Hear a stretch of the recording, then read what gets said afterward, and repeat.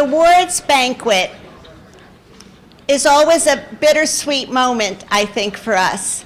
On the one hand, it's the culmination of the entire conference and the celebration of all we've achieved together over the past year.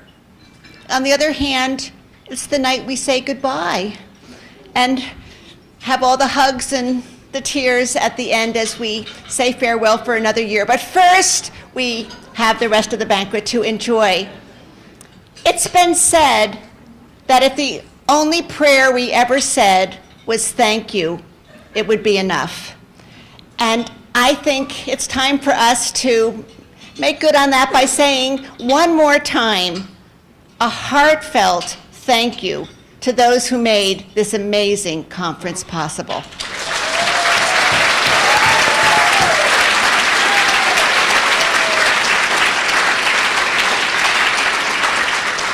So we're going to thank Sarah Schwabel and Michelle Martin and have them come up to the front, make their way to the front.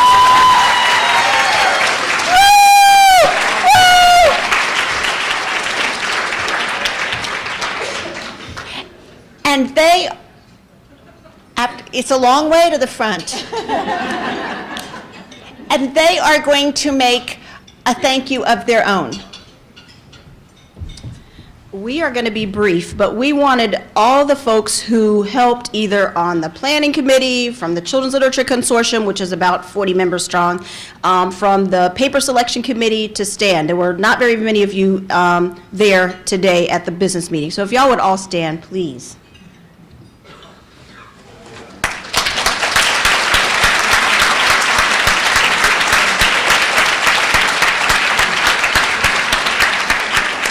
We started out with a paper selection committee of about 6. We had to expand it to 15, so we had to draw from the region. So we really put a lot of folks in.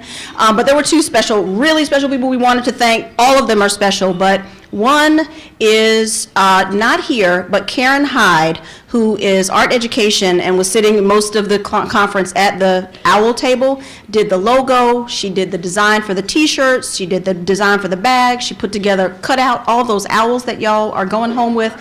So even though she's not here, please give Karen a hand. I have a special gift for her.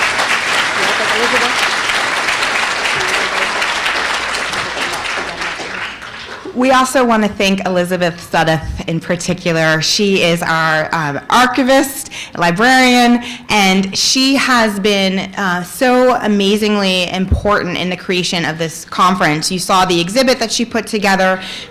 She is the reason we are going to be able to start a fellowship in children's literature. We hope many of you will come back to use our collections and apply for the fellowship. So thank you very much to Elizabeth.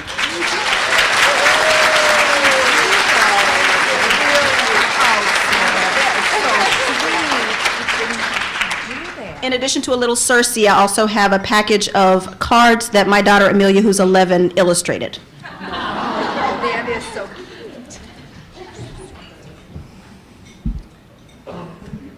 Well, as we turn now to the conferring of our awards for outstanding achievement in research, for outstanding promise and research to come, awarded in the form of grants, for outstanding conference presentations, awarded in the form of travel grants, for outstanding mentorship within the organization, for lifelong service to our profession, and for the creation of the Literature for Children that is the whole mission of our organization to honor. As we move to that portion of the evening, I first need to note that we could not confer any awards if it weren't for the dozens of people who read hundreds of articles, grants, books, chapters, proposals, CVs, all of this throughout the year. It's an enormous undertaking. People do it as volunteers because they love this organization and they love the work that we do. So would everyone who played any role on any committee in selecting any of our award recipients, please stand now to be recognized by the rest of us and thanked.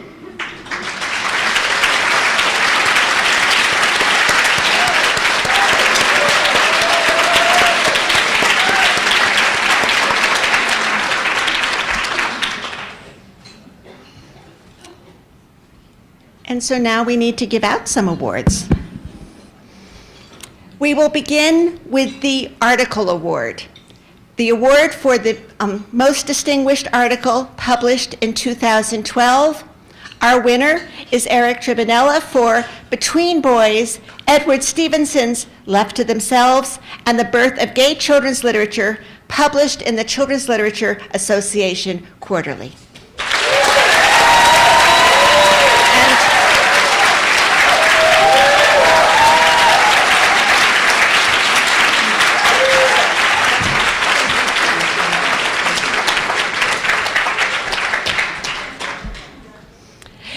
The honor winner for the Article Award is Mike Cadden for All Is Well, the epilogue in children's fantasy fiction published in Narrative.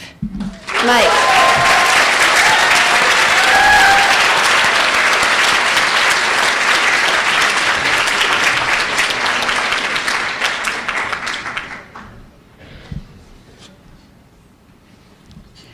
Turning next to the Book Award for the most outstanding book published in the scholarship of children's literature in 2012. Our winner is Christopher Parks for Children's Literature and Capitalism, Fictions of Social Mobility in Britain, 1850 to 1914, Palgrave.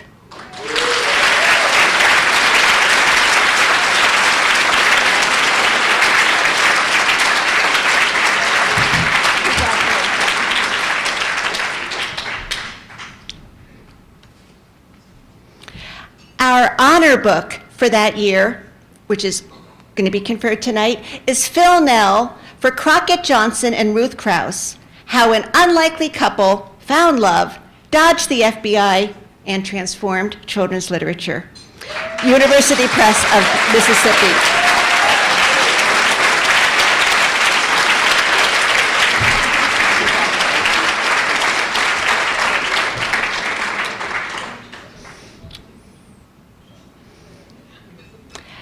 We recognize now the outstanding edited book published in 2012. Our winner, who came all the way from London to celebrate with us, is Katia Pizzi for Pinocchio, Puppets and Modernity, The Mechanical Body, Routledge.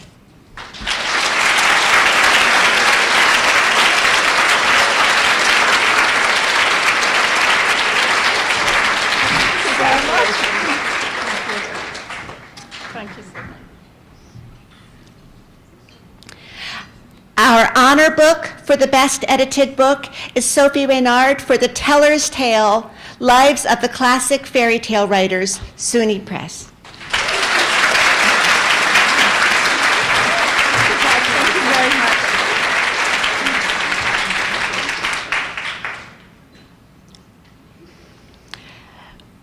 We turn now to our awards that honor the achievement of our students at every level. We begin with the Carol Gay Award, which is for an outstanding essay by an undergraduate student. Our winner this year is Samuel Kim for Spaces for Sendak, sponsored by Elizabeth Hoyam, East Carolina University.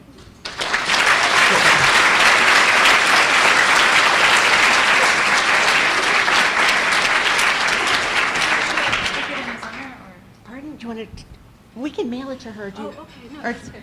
Okay. Well, but it's important that we recognize the sponsors too, so.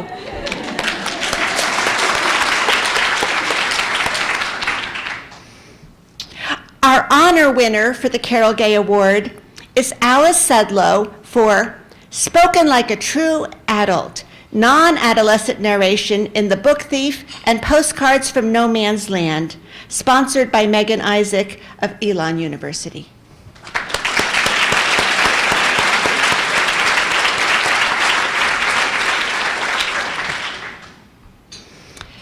For our outstanding essay by a graduate student at the master's level, Rachel Ricard for Are You an Artist Like Me? Critical Reading and Reader Interaction Within the Worlds of Diary of a Wimpy Kid and Dork Diaries, sponsored by Ramona Caponegro, Eastern Michigan University.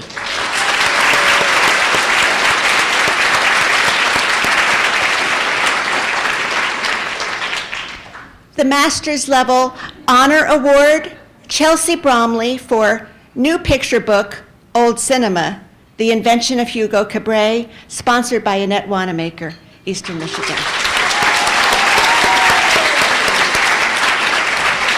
Congratulations. Our awards for the Outstanding Graduate Essay at the PhD level, M. Tyler Sasser for The Snowy Day in the Civil Rights Era, Peter's Political Innocence and Unpublished Letters from Langston Hughes, Ellen Terry, Grace Neal Johnson, and Charlamagne Hill Rollins, sponsored by Jamila Lairs, University of Southern Mississippi.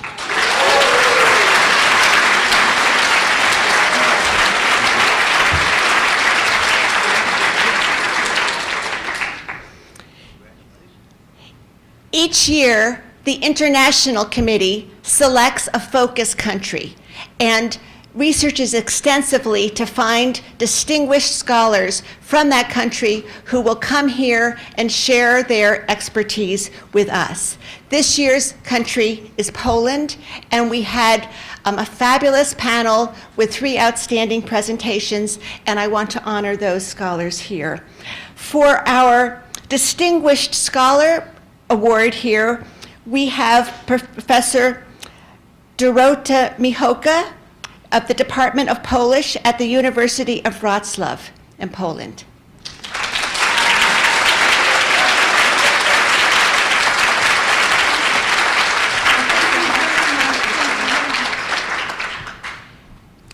And the other recipients of our International Scholarship Grant, we have Ada Bieber, Assistant Professor of the University of Berlin in Humboldt.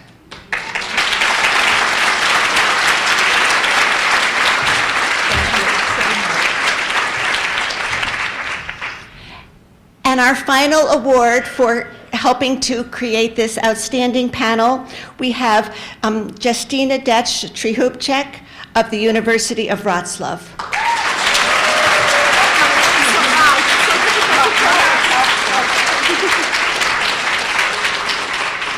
I'll confess that Marek helped me with the pronunciation, so thank you, Marek, for that and for all your work on the committee as well.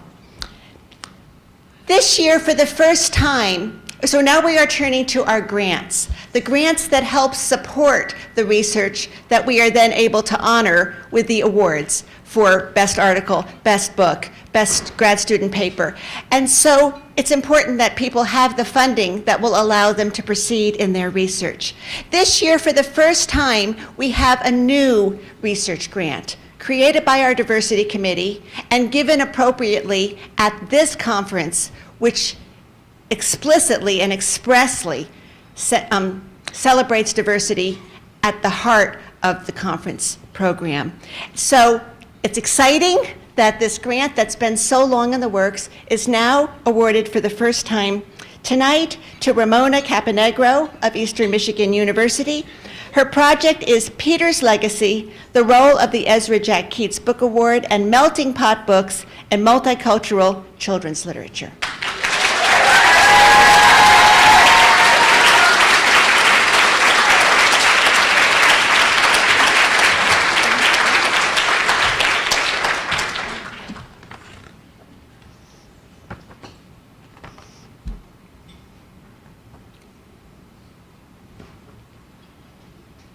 All right.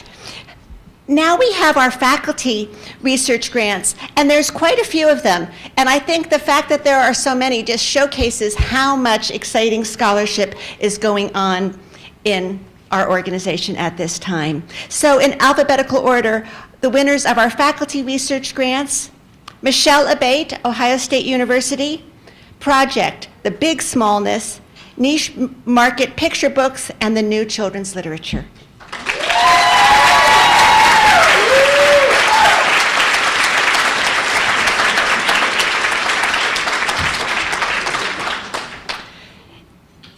Baluka Bazu, University of North Carolina at Charlotte. Project, Playing the Game, Reading Digitally with Children's Literature.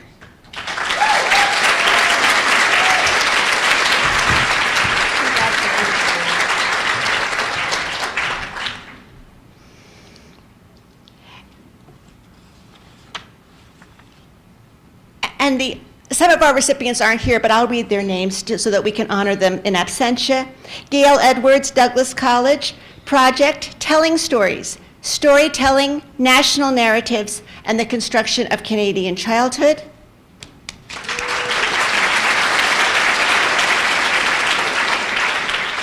Megan L. Musgrave, Indiana University, Purdue University at Indianapolis. Project, Imaginary Activism, Raising Child Citizens in 21st Century Juvenile Fiction.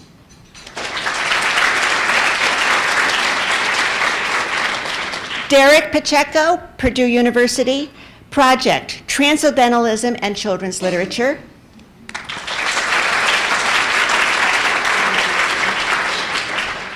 Kristen Prohl of SUNY Brockport. Project, Battling Girlhood, Sympathy, Social Justice, and the Tomboy Figure in American Literature.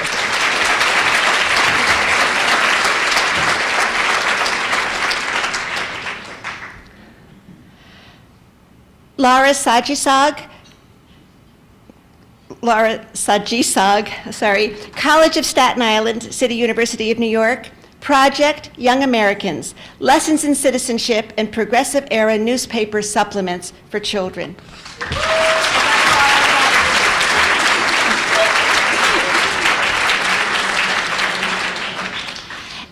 And then our Hannah Biter grants that are to support graduate student research. Cecily Hill of Ohio State University, Project Forming Women, Early Children's Genres and the 19th Century Realist Novel.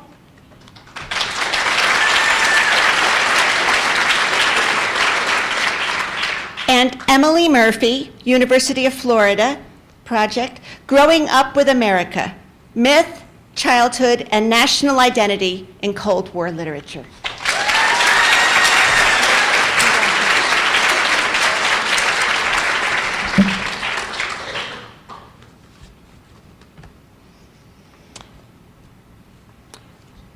We now have another new award, an award that we are giving for the first time this year. So this is a very special moment. It is our award for outstanding mentorship in ChLA. This award is not given for outstanding mentorship in your own institution. To win this award, you must be an outstanding mentor, not just for your own undergraduate students, your own graduate students, your own junior colleagues, but for those outside your institution, for those who you mentor in so many ways through ChLA meetings, through editing journals, through being willing to read the work of younger colleagues, giving them important advice to how to shape their career. So this is an important moment in our organization where for the first time we recognize this important work. And I think it's fair to say then, something we will never be able to say again, that it's actually true that this award was created by one of our past presidents who believed so strongly in this award and knew so much which individual she thought should receive it, that it's true we can say, we created this award just to give it to you. Marilyn Olson.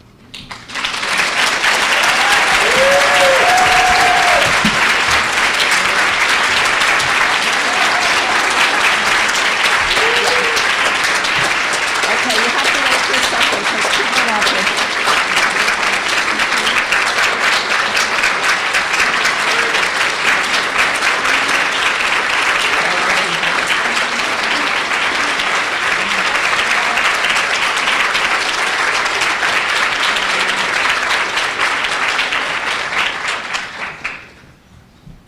But we know that there are so many outstanding mentors out there, and we hope that you'll all be thinking this coming year of who changed your life when you were a young scholar and who you think should be honored in this way.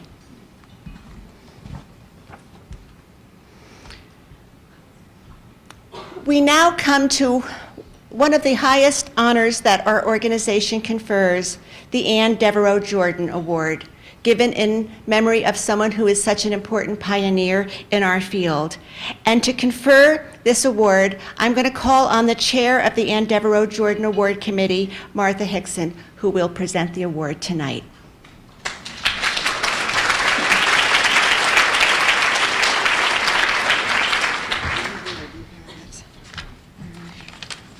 everybody.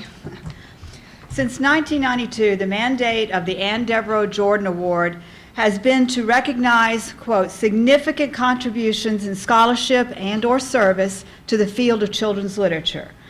Each year's honoree is selected by an elected committee from a pool of nominations. So before I introduce you to the most recent award winner, and since I didn't do it this morning, I'd like to take a moment to recognize and thank the committee members who carefully considered and thoughtfully discussed the pool of nominees for this year. If you're here, just stand or wave or something. Mike Cadden, I know you're here, Mike. Roberta Treitz, I don't believe she's here. Leona Fisher, you're here, Leona. And Karen Coates, Karen, you here? Who is rotating off the committee this year. And I'd like to thank incoming committee member Suzanne Ron. Suzanne, you're here, right? There she is, back there, for being willing to serve on this important committee. It is a job that we realize the importance of because of what we're doing. This year's Ann Devereaux Jordan winner, as you know by now, or should if you've seen your newsletter, seen the announcement, whatever, is John Stevens, Professor Emeritus of Macquarie University, Sydney, Australia. In his letter of nomination for Stevens, Rod McGillis says, quote, I have known John since the late 1980s. He is a fine scholar and a tireless proponent of children's literature, both in his own country and internationally. Anyone who knows John as a colleague, a mentor, or a professor, or who has read and or drawn from his extensive list of publications will quickly agree that he has been an influential figure in the global children's literature community, both in scholarship and in service. His research is diverse and international in scope, revolving around interest in the ideology of texts, narratology, and discourse analysis. He has produced and or edited or co-edited a number of influential books and several dozen book chapters and journal articles, including, you're going to know these names, Language and Ideology in Children's Fiction, 1992, From Picture Book to Literary Theory, 1994, Retelling Stories, Framing Culture with Robin McCallum, 1998, Ways of Being Male, 2002, New World Orders in Contemporary Children's Literature, 2008, Subjectivity in Asian Children's Literature, 2013, as well as currently serving as senior editor of the journal International Research in Children's Literature. During his tenure as a university professor, John mentored many a student, graduate and undergraduate, as well as other young scholars. And these efforts have not stopped with retirement from Macquarie, or however you say it. Okay. He told me how to say it earlier, and I was saying it right till I tried to remember, and I can't. He has collaborated with academic colleagues from Japan, Norway, Canada, the United Kingdom, and the Pacific Rim. Throughout his career, his generosity of spirit and the support of, collaborations with, and mentorship of students and colleagues has been as notable and significant as his far-reaching research, which continues to be vital and energizing to the scholarly community surrounding children's literature. In honor of his distinguished and significant contributions to the field, the Children's Literature Association presents John Stevens, teacher, scholar, and mentor, with the 21st Annual Ann Devereaux Jordan Award. Please congratulate him with me as he comes to the certificate. Yes, I told him to.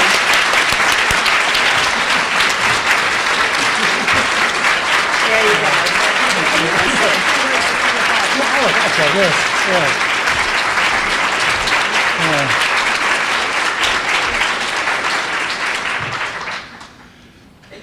Part of the privilege of this award is that I get to speak, which I'll do briefly.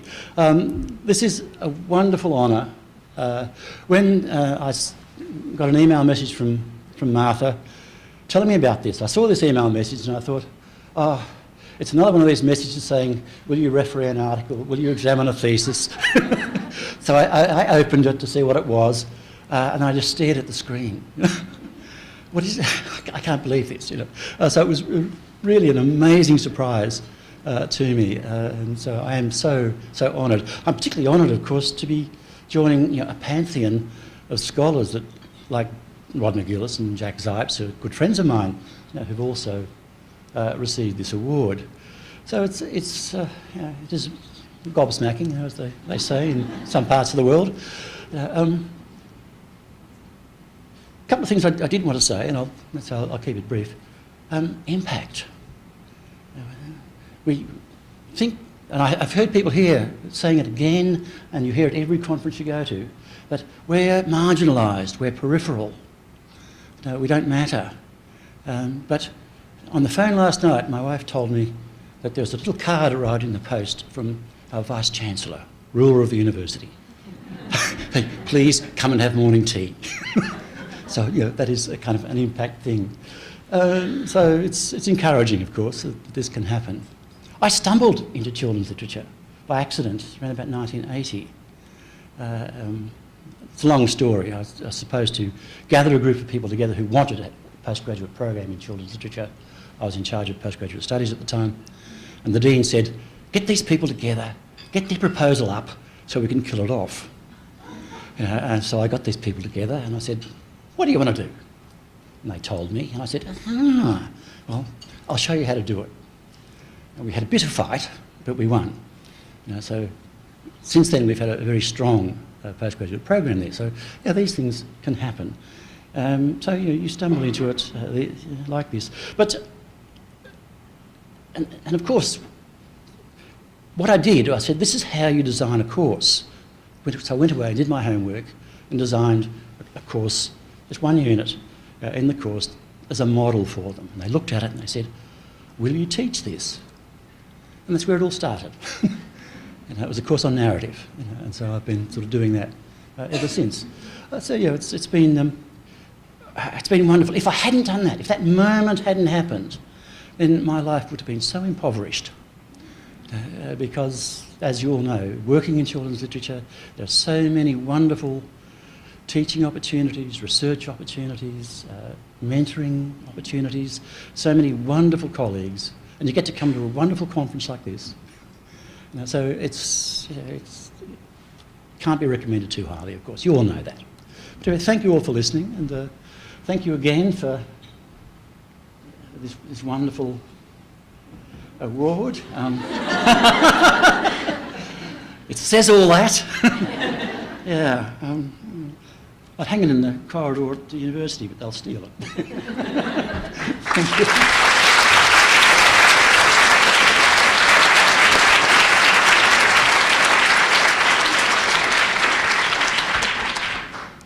It's also amazing to think that if those moments hadn't happened, how impoverished all our lives would have been by losing what you have contributed over the last few decades to us.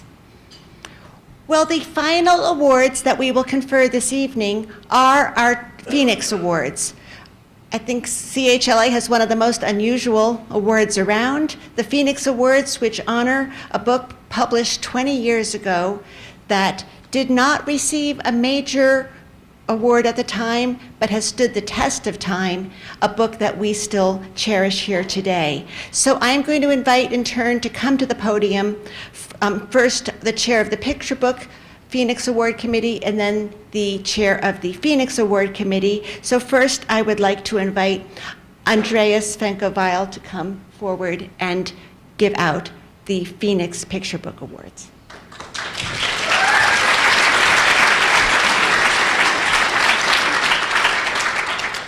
First, I would like to thank my committee, Shushu, Anna Pinchik, and Ellen Ruffin.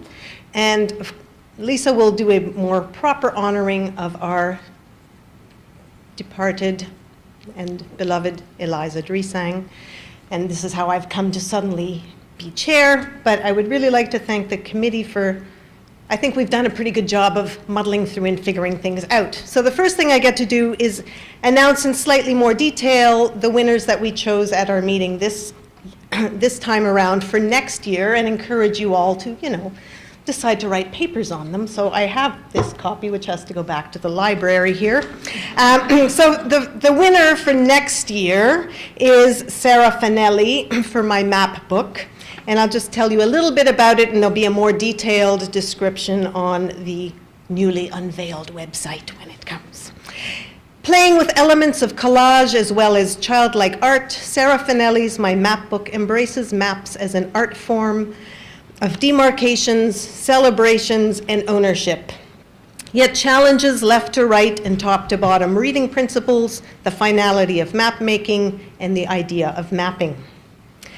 An important book because it opens a space between the categories of fiction and nonfiction. This book provides all the elements of story without the sort of coherent verbal narrative a picture book might lead one to expect. Finelli encourages the making of art and the discovery of self, an appreciation of art and the value of artistic representation as part of our need for story and as a means for understanding ourselves and our world. And as I mentioned at the business meeting, we were having a really hard time picking which books should be the winner, so we decided we would go for 2 honor books, and we also really tried to honor this notion of the Phoenix Award, something that hadn't been recognized. So, 2 honor books are Charlotte Zolotow's When the Wind Stopped, which was re-illustrated by Stefano Vitale. And the little bit I'll tell you about it is it's a brilliant study in the complementarity of facing pages and the value of space in design. Vitale's style balances simplified features of character and landscape with rich color and mood and the organic vitality of shapes. The illustrative choices in this book are subtle, thoughtful, and haunting. And finally, Katie MacDonald Denton's Would They Love a Lion?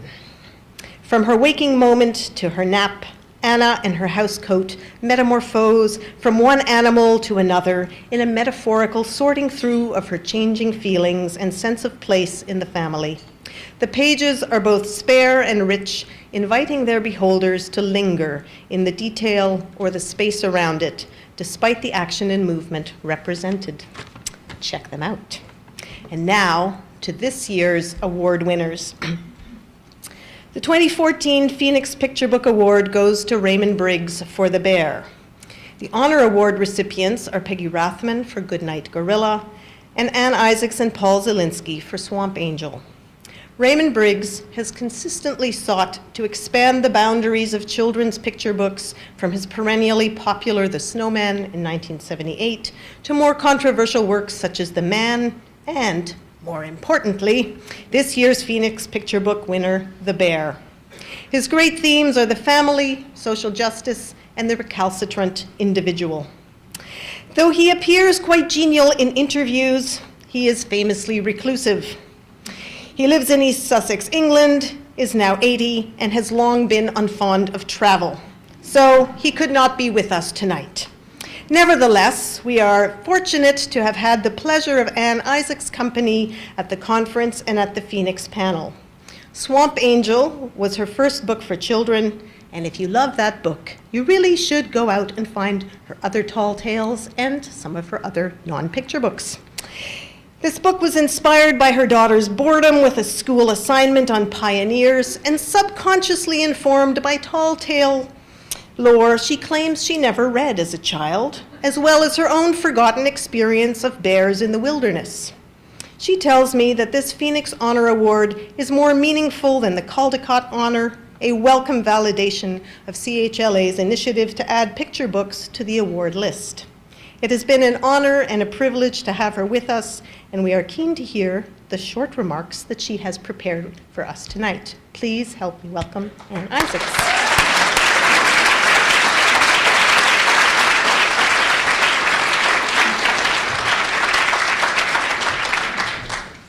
Hi, everyone. Can you all hear me? First, I want to thank Andrea and the members of the Phoenix Picture Book Award Committee.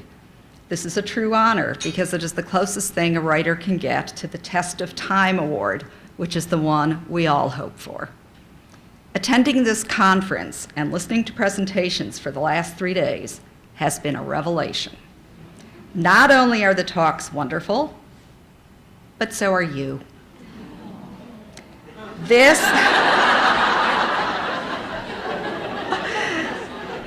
my kids don't react that way. This is paradise for a writer. Rooms filled with passionate scholars who treat children's literature seriously and appreciatively.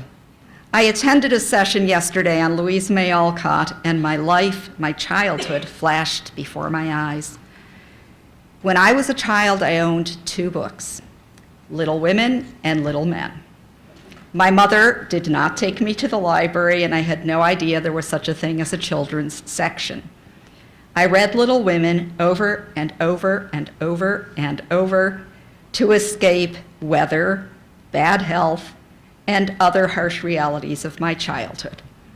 Every time I opened the books, I fulfilled my greatest wish, to be a member of the Murch family. Not surprisingly, Little Women became a template for my future life. Like the fictional Jo, I became a real teacher, mother, and like the real Jo, I became a children's book writer. Between 1994 and 2000, I saw published my first 4 books. Then, while I was in the midst of what I thought was an ongoing career, I suddenly found myself a solo parent. Among my first thoughts was, I will never write a children's book again. That's a luxury I can't afford, with 3 kids primed to enter college, the most expensive years, as some of you know, of a family's life. So I found as much work as I could in educational writing and instructional writing, and I worked 6 or 7 days a week for a couple of years. But eventually, years went on, and what I had dreaded as an impossible task turned out to be possible, and I found that I could write again, at least some of the time. And I also began to date guys again. In September 2007, I met a nice man named Rick. That's all you find out when you go on Match.com. Just the first name. We wrote, we talked, and on our first date, we spent hours and hours and hours over dinner. I thought, oh my gosh, this guy is such a sweetie pie.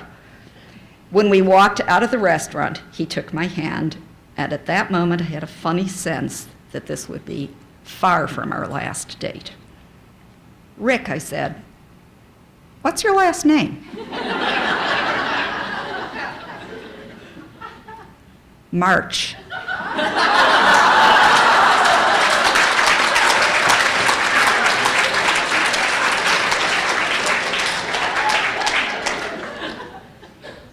Do you believe that? And so it is that I became a member of the March family. This life experience has taught me to value the impact of a book that a child reads. Which brings me to where I began, all of you.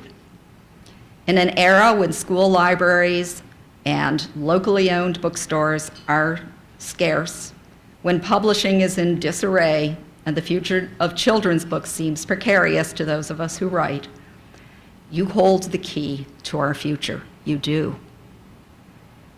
Your work may be academic, but it is much more. You are training generations of teachers and librarians and parents and readers who will value children's literature, as all of us do, and they will go out and teach and read and share. You are my people! I will join ChLA, and I will see you again, so this is not farewell. Thank you for what you do. And there is something I have to do before I leave this area. Tomorrow I'm heading off to PA, Pennsylvania, as some of you know, to spend a week living on a restored Quaker farm where I will milk cows, cook stew over an open fire, and churn butter. My kids have a bet that I can't churn an entire pound of butter. Ha! There's a little bit of Swamp Angel in me, too, and I'm going to win that bet. I wish you all safe travels, wonderful, enriching work, until we meet again, and thank you again.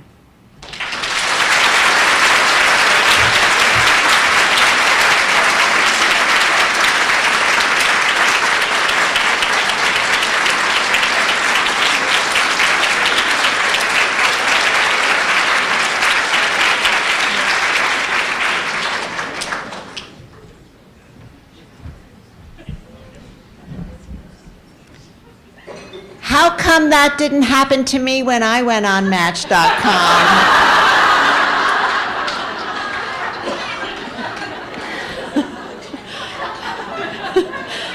But those are stories for after the banquet when we repair to the bar. All right, it's my great pleasure now to welcome to the podium the chair of the Phoenix Award Committee, Lisa Ralph-Restino.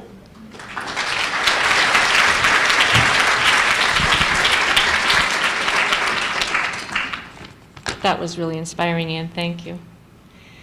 Before I begin, I'd just like to take a moment to remember Eliza Drisang. Many of you have known her for many years. I first met her sometime after 1995 when I had published my second children's novel, Ash. She found me in a session. She said, "I've read your book, Ash, and I really want to write about it in my book, Radical Change in Children's Literature." And that's where a friendship began. And then last year when she became the chair of the Phoenix Picture Book Committee, I got to work closely with her for the first time. She was really a fine, fine person, a generous person, intelligent, funny, thoughtful, and she's very sorely missed. I also want to thank Andrea. She has stepped in and she's done a beautiful job steering the committee through a time of sadness and even brought some laughter and fun to it. And we have been, I think, successful in keeping our mission moving forward on the Phoenix committees. Now, before I introduce the speaker you've all been waiting for tonight, I'm excited to tell you a little bit about our Phoenix winner for next year, One Bird by Kyoko Mori.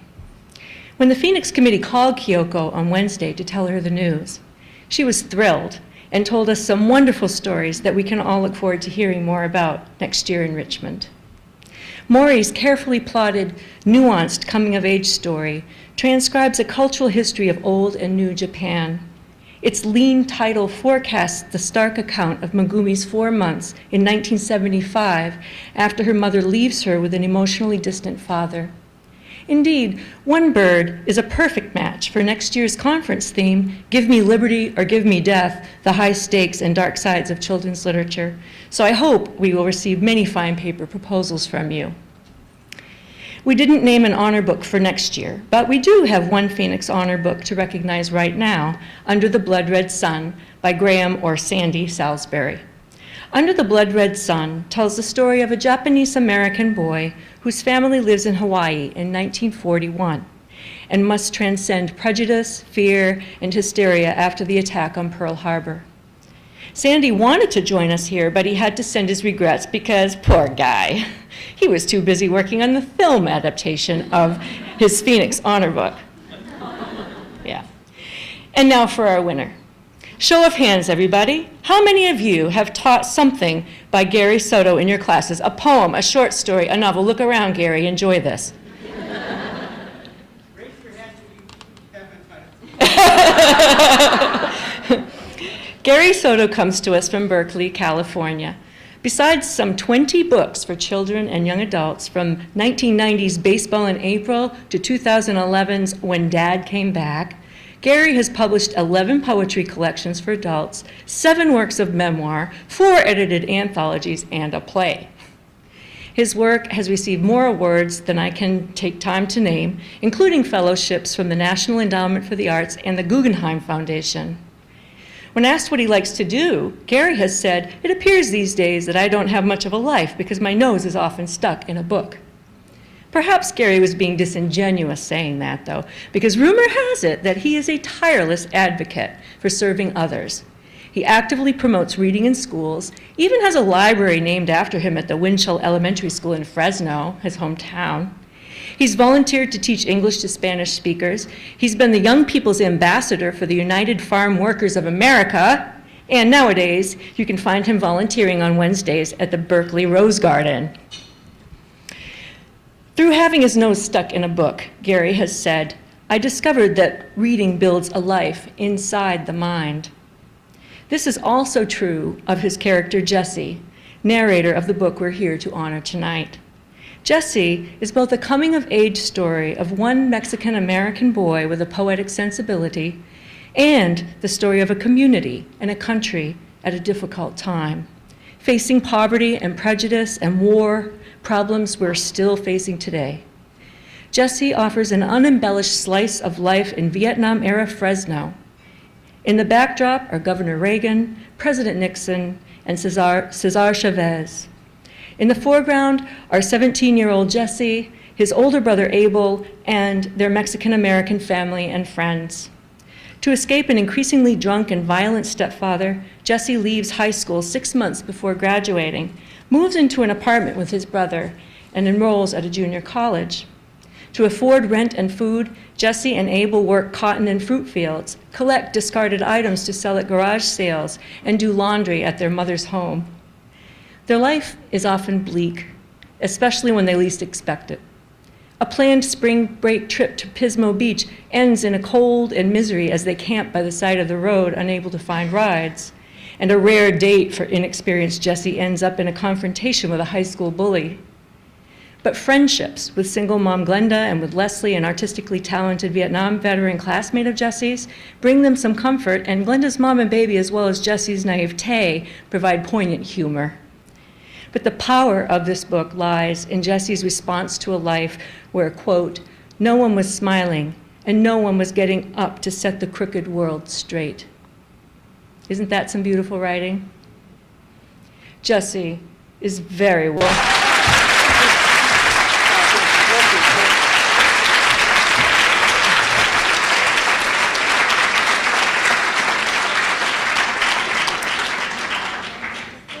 Well, I'm here only because I asked Lisa if she would put in the tall, dark, and handsome line, or otherwise I'd just stay in Berkeley. I don't know. I looked online to see what other readers thought about my novel, Jesse, which you honor and which I accept as a truth. So I read to you some Amazon readers, what Amazon readers have come up with. Number 1. I bought it because it was cheap and I needed it for class. Cheap as in the price, as the version he or she bought was marked down to $4.25, the price of a maybe airport latte. Overall, I give this book 3 stars. It was good, but it could have been better, in my opinion. Third one. I picked up this book thinking it would be good. It was awful. My son, 12, had, underlined, to read this for school. He's an avid reader, but he didn't like this book at all. So I guess I'm destroying, readerships, I don't know. Last one is, this was a school assignment for my son. I read this book first so I can quiz him on it. It was in my top 5 of the worst books ever. Ouch, that one hurts, man. And I don't know, the panelists, very honorable group, I don't know, maybe they were drinking too much that night, and I pretend, to be among that company. 22 years ago is when I wrote this book, but actually, a lot of problems. Now, again, this was written 22 years ago, published 22 years ago. 20 years ago, we had New Kids on the Block were all the rave. When padded shoulders and clothing were just about going out of style.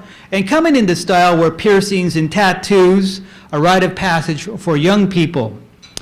And I'm for, the trappings of young people. I mean, they have to do what they have to do. Except, like fish hooks in your eyebrows, or I saw a young woman wearing a master lock on her nostrils. Oh, that's pretty. It's been a while, 20 years, and I'm really very happy for the book. I mean, I read a couple of pages, I thought, man, this is pretty good stuff here. And what a brave and honorable panel to select the worst book ever as the winner. The novel was written in a time when there were no vampires,